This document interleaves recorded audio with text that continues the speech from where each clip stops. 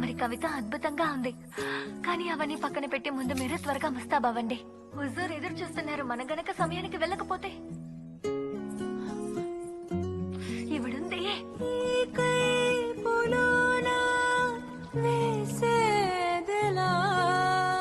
అడుగే జహాపనా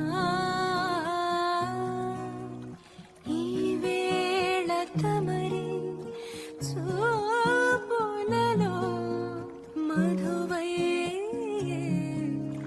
భరం చాలయా ఒక మారు చూడవేలయా.